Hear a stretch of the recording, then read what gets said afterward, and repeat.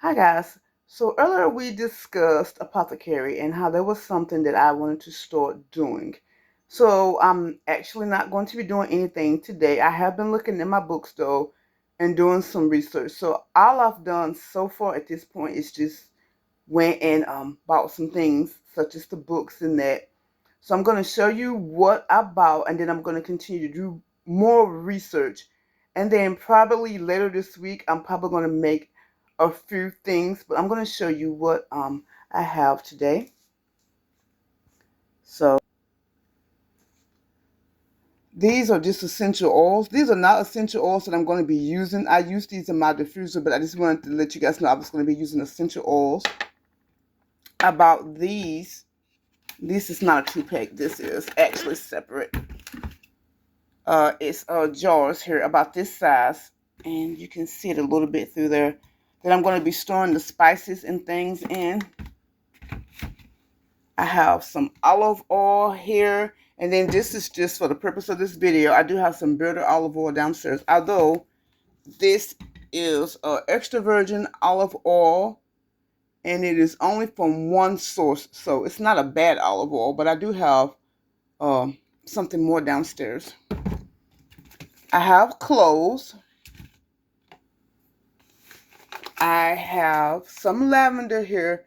Now this lavender I bought a while back and life came and I never used this. So this lavender is something I'm going to be using for my hair to for growth on me and the kids' hair and to also combat buildup, dandruff, things like that. So I'm just gonna be using that because I really didn't find that many things in the books that I did buy that really said, and they didn't really say too many things about the benefits of lavender, like used as tinctures or oil or anything like that. Not in the 3 books that I purchased. So, but I did find a lot of things online about this that will be good for my type of hair. So that is what I'm going to be using the lavender for. Of course, you're going to need cheesecloth, and if you know this brand, you know where it came from. And they were $5. So you have to have cheesecloth. And then I thought this was good. I found these. Marjoram is medicinal. I've already looked at the book to make sure that, like I said, I knew what herbs. And some of the herbs I'm growing myself. And then some of the herbs are going to have to be foraged. So that's going to be interesting and exciting trying to forage some of those herbs. Because there are a lot of herbs that you can't buy in the store that you're going to have to forage. So I do enjoy foraging, so I'm going to be looking forward to that next year. So, but marjoram here is medicinal. And then I found eucalyptus leaves. Now you can see that this is like, and would probably be better if you found it or grew it yourself, but this is what I found now that was dry. And then linden leaves, which you do have to use dry. Now, I found the lady online. She is from another country. I cannot say her name. But once I get ready to do her recipe, I will link her. I'm going to be making this up today. So the linden leaves are also medicinal. And I was so happy to find this in store. I wish it wasn't broken down so much. But it's what I could find without having to order it online. And I'm happy with it because these were like $1, between $1.29 to $1.60 a pack. So I was happy to find this. And so for her, it's not going to be apothecary. I don't believe it would be considered apothecary, but it is like using natural things to make remedies for like cold and flu. So one of the things she's going to be using is lemons. And then she used garlic. And then I have some here. And then I also, like I said, I mentioned I already have the cloves.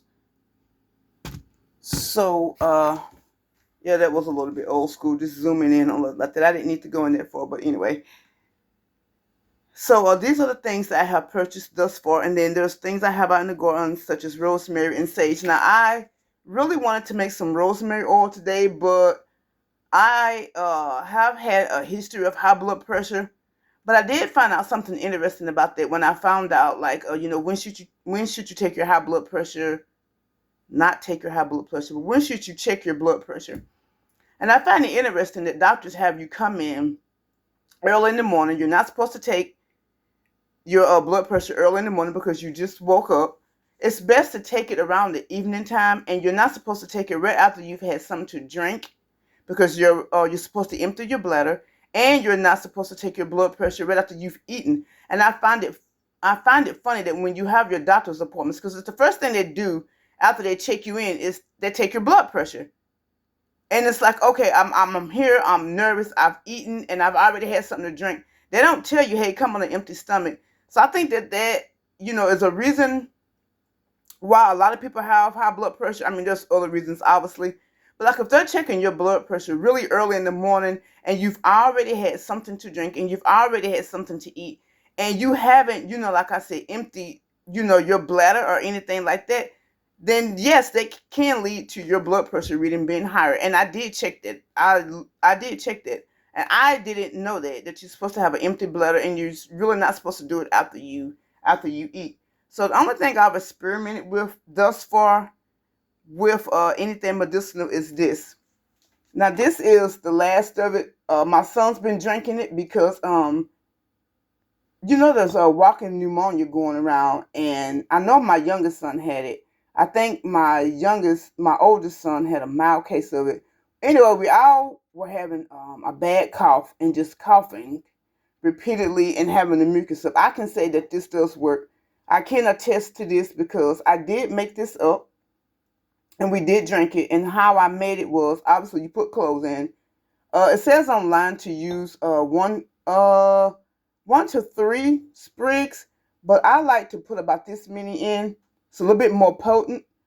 I put this much in, and then I have my pot that's not over here, and I just heat the water up and I pour it over there. Then I shake it up and down like this, put the lid back on and wait. And I did add some lemon, and you're going to want to add some honey for taste. And you know that honey also suppresses cough as well, so that's just an extra benefit. But this is the one thing that I have tried. There is I can't say the word, apothecary. Is the clove water. I'm also going to be drying up some of the clove this week to make a powder also for my hair, because I don't want my hair to be dry and flaky and to be having buildup. But this is the one thing that I've tried that it actually works, and my son doesn't have a problem drinking it. He always wakes up and heats it up and adds some honey or water. So guys, that is it. That is my little talk about my apothecary journey. It has just started. So the only thing I've really made so far is clove water, and I can say that this does work. The benefits of it, cleaning the mucus out of your body and suppressing the cough. So it is recommended that you have 1 cup in the morning and 1 cup at night. I haven't started that regimen yet. I just used it when I got sick, and now I'm fine, so I'm not using it anymore. But I think I am going to start having it daily like that. And so, yeah, that's my journey thus far.